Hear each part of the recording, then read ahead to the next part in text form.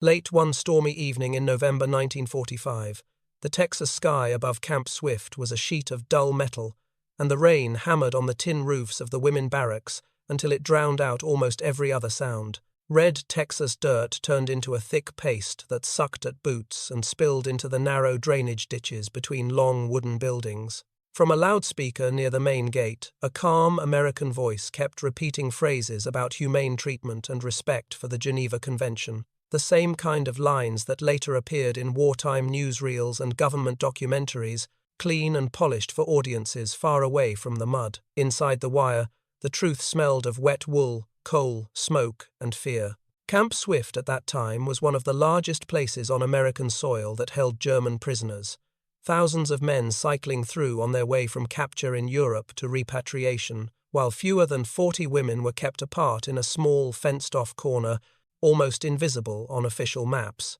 In front of the administrative building, under a weak yellow porch light, Sergeant William Hayes stood with his collar turned up, watching the rain and listening to the distant clatter of mess tins and shouted roll calls. He was 34, from Ohio, a career soldier who had expected his war to involve beaches and foxholes, not file cabinets and ink. A training accident before deployment had shattered the bones in one leg just enough to leave a permanent limp, not enough to send him home. So, instead of leading men in combat, he managed paper lives, stamping, counting, and explaining them to visiting inspectors from the International Committee of the Red Cross. Over 8 months he had forced his way through German the way some men learn to fix engines, patient and methodical, absorbing words from prisoners in the yard, from confiscated letters, from grammar books read under a lamp that buzzed and flickered. The language had turned him into a useful bridge between command and the people inside the wire. Through the curtain of rain he saw a figure approaching from the direction of the women compound, small and thin, fighting the wind. A woman in a prison dress, soaked until the cloth clung to her frame, hair plastered to her cheeks. She stopped a few steps away, water streaming down her face so that for a moment he could not tell if she was crying. Her hands shook, whether from cold or from something deeper he could not yet say. Hayes recognized her even before his mind supplied the name from the file drawer inside. Greta Richter, 31, from Hamburg, former communications specialist attached to Wehrmacht units in France, captured near Cherbourg, processed through several camps, now assigned to clerical work in Camp Swift, known for calm behavior and precise handwriting. Her file contained only a few dry lines, but one of them every clerk in the office remembered. Marital status: married, husband missing on the Eastern Front, presumed dead.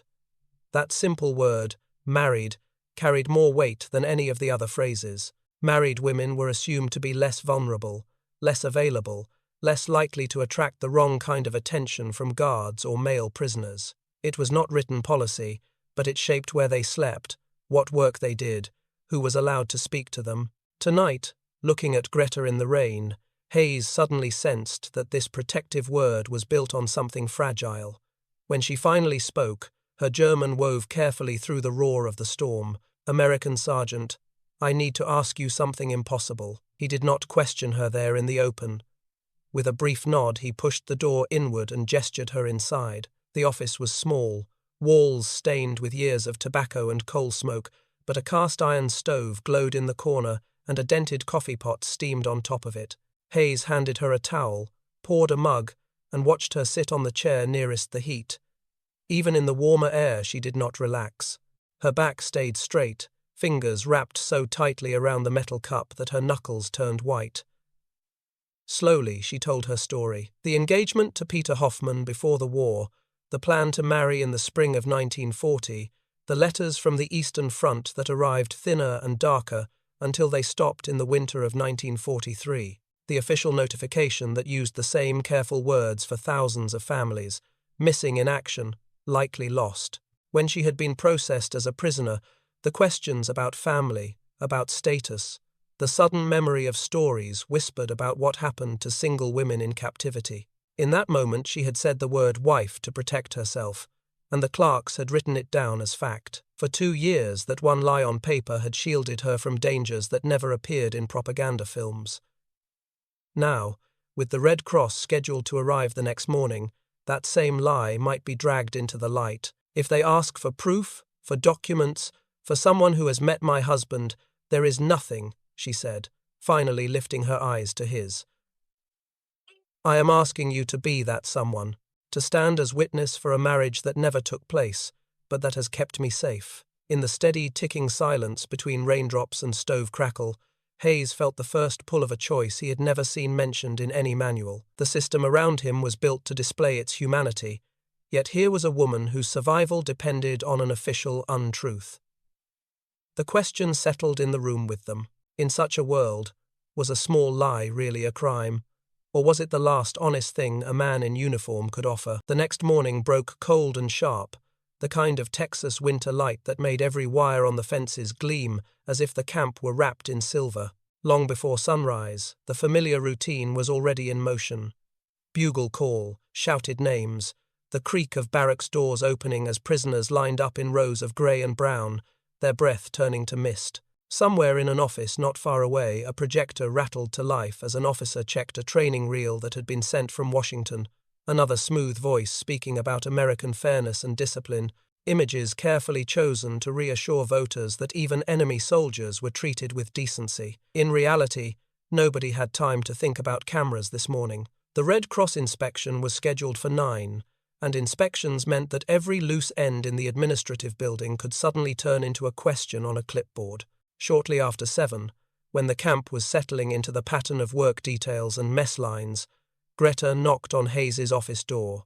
This time she was dry, hair pulled back neatly, prison dress brushed and mended at the seams, like a clerk reporting for duty rather than a desperate woman in the rain. In her hands she carried a small bundle wrapped in oiled cloth, something held with care. Hayes poured 2 new cups of coffee and nodded toward the chair facing his desk. The stove radiated a steady, comforting heat that pressed against the early morning chill as she unwrapped the cloth and laid out the letters one by one between them. About 20 envelopes, the paper thin but carefully preserved, each addressed in the same precise German script. Peter Hoffmann, 3rd Panzer Division, Eastern Front. Hayes picked up the first, dated in the spring of 1940, and read slowly. The words were stiff at first, almost formal. A young man trying to sound older, telling Greta about blooming trees near his training ground, about comrades who boasted that the war would be quick, about his impatience to come home and marry. As Hayes moved through the stack, the tone changed. Letters from 1941 carried mud and distance between the lines, mentions of Russian villages burnt out and endless marches through fields that never seemed to end. By late 1942, the sentences had grown shorter, more careful, as if someone in the censor office were looking over Peter's shoulder. The last letter, from the December that would swallow him, spoke of cold, so deep that men froze standing up, of an enemy you rarely saw, of a war that no longer matched the promises on the posters. He sounds like a decent man, Hayes said, setting the page down. He was, Greta replied softly. He did not believe in the banners and speeches. He believed in staying alive and keeping others alive, because desertion meant his parents might pay for it. For a moment the small office seemed to hold 3 people instead of 2, the ghost of a German soldier sitting silently between them. Hayes took out a notebook and began to write. Unit, division, rough locations mentioned in the letters, parents' names, the street in Hamburg where Peter had grown up. If they ask about him, the lie will need texture, he said. Not just a name, but a life. Together they rehearsed answers. How long Greta and Peter had supposedly been married when the last news reached her. Why there were no official papers in the file. Hayes composed phrases he could offer to the inspectors. Mail disruption from the Eastern Front, missing in action status not yet resolved, standard practice not to alter a woman's marital designation until proof of death arrived. Greta practiced keeping her voice steady while describing a husband she had never truly had, drawing on real memories of a friend and almost brother to give weight to each invented detail. Outside, the camp moved through its routines, guards checking watches, prisoners shouldering shovels and tools. Inside that cramped office, another kind of preparation was underway, not for battle, but for a performance measured not in applause, but in whether one woman's name stayed attached to the word married on a single line of a single file. When they finally finished, Hayes closed his notebook and looked at her. "Today," he said quietly, "we will tell as much truth as we can, and only lie where the truth would serve no one." Greta folded the letters back into the oiled cloth, pressing them to her chest for a brief second before hiding them away again, as if sealing a pact that bound all three of them to what would happen before the day was done. At a few minutes before 9 in the morning, the main gate of Camp Swift seemed to hold its breath. 3 civilians in plain coats stepped out of a staff car, each wearing a white armband with a red cross that made guards straighten without a word. They carried clipboards instead of rifles, but everyone understood that their notes could travel farther than any bullet.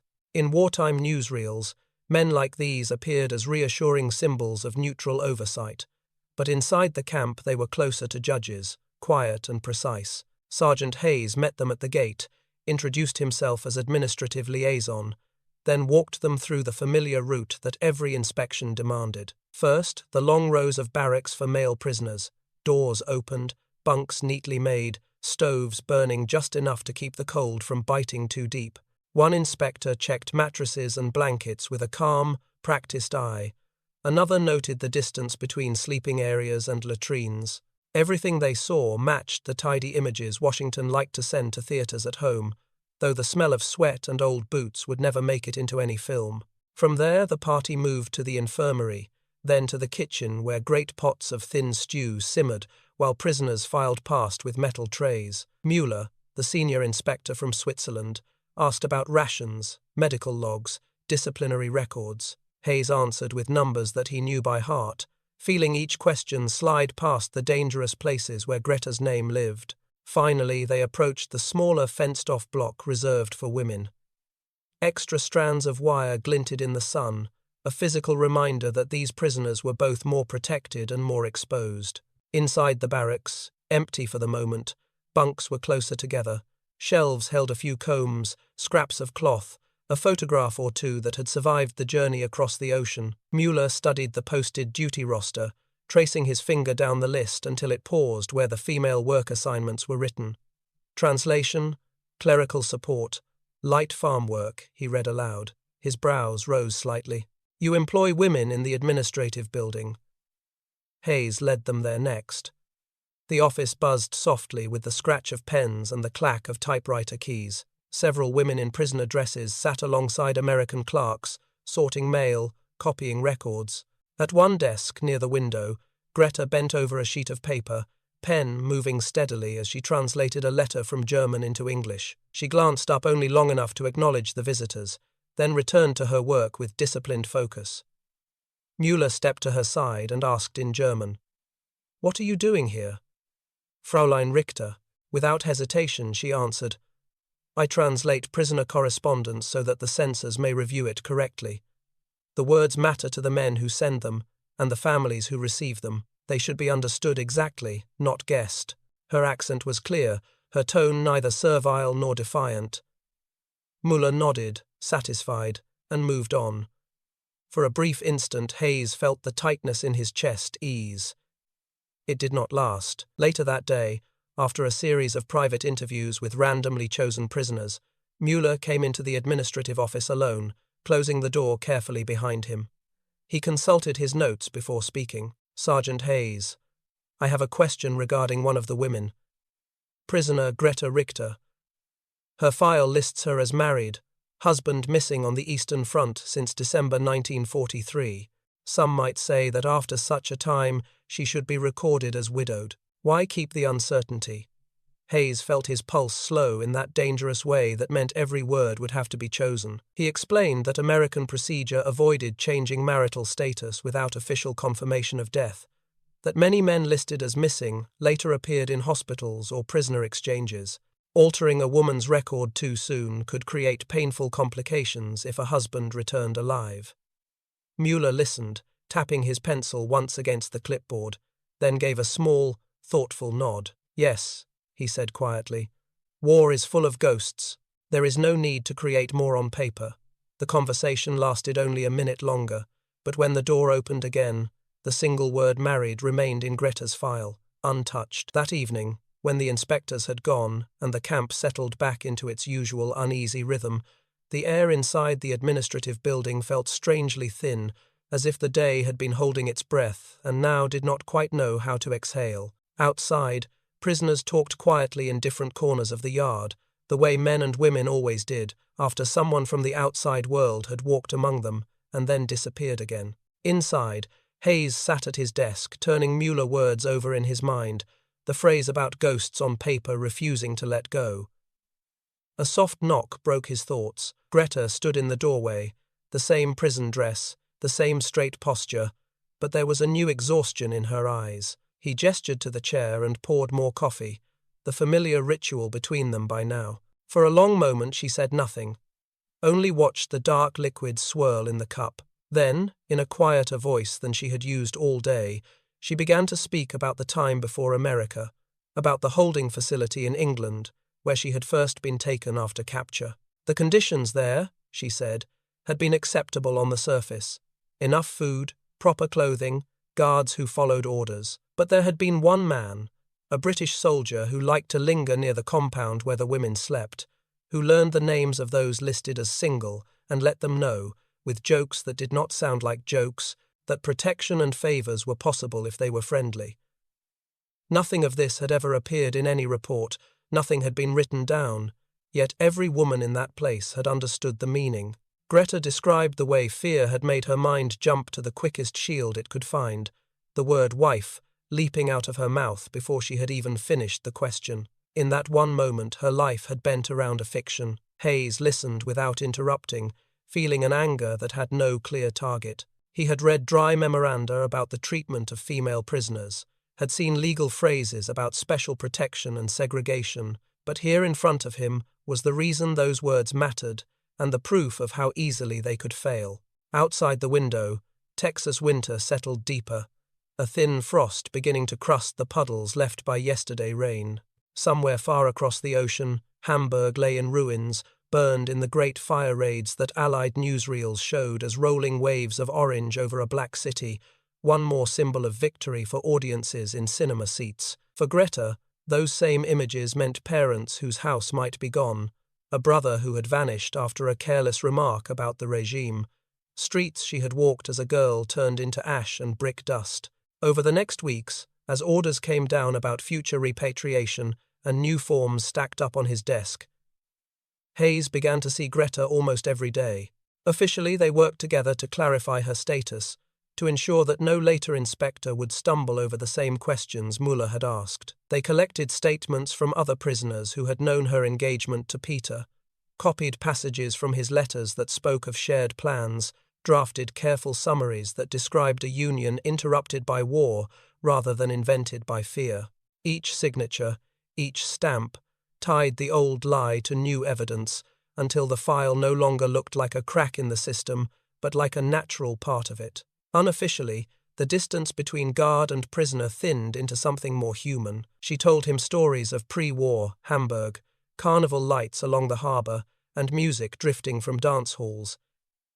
And he answered with stories of Ohio fields during the Depression, of a boy who chose uniform because there were no jobs left in town. Day by day, he felt himself learning a different kind of language again, not German this time, but the grammar of compromise, where paper and conscience tried to meet halfway without breaking. By the time the first rumors of repatriation dates reached Camp Swift, the line in Greta file that said married was no longer just an emergency refuge. It had become a carefully constructed bridge that both of them had helped to build. On a raw morning in late winter, long before the sun cleared the low clouds over Texas, an order arrived that changed the rhythm of Camp Swift. By the time the announcement reached the women compound, the news was already humming through the wire. The female prisoners would be processed for return to Europe in the middle of March. The date sounded strangely abstract, like a station name on a railway line no one had seen yet, but it gave every day a new edge. Forms multiplied on Hayes' desk, medical clearances, transport lists, destination charts, sorting women by home city and occupation. For Greta, it meant that the fiction in her file would soon travel with her across the Atlantic, stamped and translated again by other hands. On the night before her scheduled departure, the barracks were filled with the soft chaos of packing, canvas bags, folded dresses, letters tucked into secret seams. After lights out, Greta came once more to the administrative office. The camp outside was quiet, the usual clatter replaced by the distant sound of a freight train moving through the dark. She stood for a long moment by the window before turning to him. "There is one more thing you should know about Peter," she said.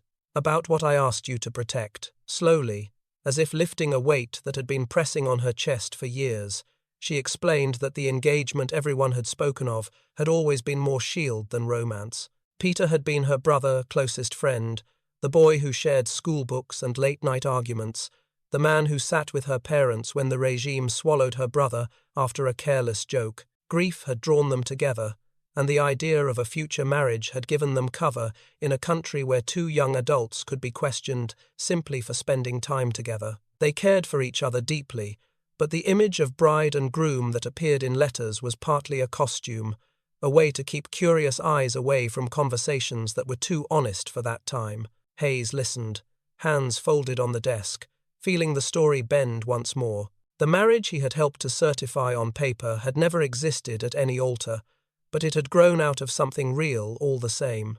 Loyalty, shared loss, a refusal to be entirely shaped by the slogans on the walls. "Then the lie we wrote here," he said slowly, "is only another chapter in a story that was already half pretend." Greta smiled without humor. "In this war, pretend things sometimes protect the only truths we have left." They spoke then about the difference between a lie that hides harm and a lie that shields someone from it, about how regulations were written for tidy cases that almost never appeared in real life. When the truck came at dawn to take the women to the train station, the yard was pale with frost. Guards called names, bags were lifted, hands clutched once, then let go. Greta climbed onto the tailboard last. For a heartbeat she turned, her gaze searching the cluster of uniforms until it found Hayes. There was no gesture, no shouted farewell, only a single small nod that carried every word they had never been allowed to say. The truck rolled away, trailing exhaust and the faint clink of metal cups, and the space she had occupied in the camp folded closed like a page turned in a file. 18 months later, on an autumn afternoon in 1947, when Camp Swift had already begun to change into a processing center for displaced persons, a letter reached Hayes by the slow path of military forwarding. The envelope was from Hamburg, the ink slightly smudged, the handwriting he recognized at once. Greta wrote of a city that was now a landscape of gaps and scaffolding, of people living between ruins and new walls, of a job in a British-run office that handled refugees and missing persons.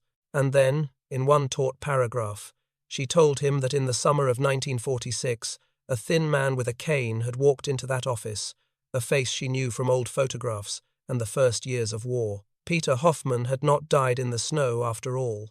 He had vanished into a Soviet camp and crawled his way back through the vast machinery of repatriation. When she told him how his name had become her armor in America, how an American sergeant had helped stabilize that invented marriage in official records, he had laughed for the first time in years and said at least the regime had failed to make him entirely useless.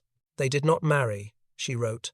"They remained what they had always been, two people bound by a brother memory and by survival." Yet, somewhere in American archives, in neat English script, a file now declared that Greta Richter and Peter Hoffman had been husband and wife during the war. The lie Hayes had once agreed to had, in a crooked way, become part of the historical truth of their lives. Sergeant William Hayes left the army in the last weeks of December 1947, carrying with him a limp that ached in cold weather and a thin folder of discharge papers that said almost nothing about the choices he remembered best. Back in Ohio, he found the town smaller than he had left it, yet crowded with men in old uniforms trying to decide who they were without them. The GI Bill became his bridge into a different kind of service. At a modest college, he studied public administration, discovering that the logic of forms and signatures was a language he already spoke. In time, he took a job in a county office that helped veterans navigate pensions, housing loans, medical claims. On the wall behind his desk hung framed regulations, but in his desk drawer he kept a notebook filled with handwritten notes about exceptions, special cases, places where the rules could bend without breaking. In 1950, he married Ellen, a schoolteacher with clear eyes and a habit of asking questions that went past the first answer. When she asked him about the war, he told her the truth that official stories often skipped. No medals, no storming of beaches, only long days with ink and carbon paper, and one November night in Texas when he had agreed to help a prisoner hold on to a lie that protected something more important than accuracy. Years later, on an autumn evening when their daughter was 16, and full of questions shaped by classroom films and heroic narratives, she asked if her father had ever done anything brave. Hayes thought of foxholes he had never seen, then told her instead about Greta and Peter and a marriage that existed only in archives. He watched his daughter frown, then slowly nod as she tried to fit this quieter kind of courage into the picture she had of war. In the summer of 1975, after decades of work and a lifetime of small decisions, Hayes and Ellen finally crossed the ocean he had once guarded from afar. London, Paris, and then Hamburg, a city he knew only from reports and Greta letters. By then, the skyline was a mix of glass towers and rebuilt churches, with occasional empty lots left as scars and memorials. In a cafe near the city centre, with trams rattling past outside, he waited at a small table by the window. At the agreed hour, a woman entered, her hair now white, her face marked by time, but the set of her shoulders unmistakable. Greta smiled, and in that smile he saw the young woman standing in Texas rain, asking for the impossible. They embraced briefly. Then Ellen joined them, listening as the two old friends stitched together the missing years. Greta had never married. Instead, she had spent her life working with refugees and women who had survived camps and bombings, guiding them through offices and counters and forms, using the memory of her own fragile protection to argue for theirs. Peter, she said, had lived longer than any doctor expected after the ordeal in Soviet captivity, but his heart had given out in 1968. At the end, he had asked her, if she ever saw the American sergeant again, to say thank you for making his name mean more than a line on a casualty list. As the light outside shifted toward evening, Ellen understood why this single story had stayed with her husband while so many others faded. It was not a tale for newsreels, but it had shaped the kind of man he chose to be. That night, back in the small hotel room that looked out over a rebuilt street, Hayes opened the worn journal he had carried since the war and wrote what he knew would be his final entry on the subject. He did not describe battles or famous dates. Instead, he wrote one simple sentence about a rainy night in November, a woman who feared what the truth would cost her, and the way a single act of mercy could echo through decades. In the end, he concluded, we are not measured only by the rules we keep, but by the people we refuse to abandon when those rules fall short.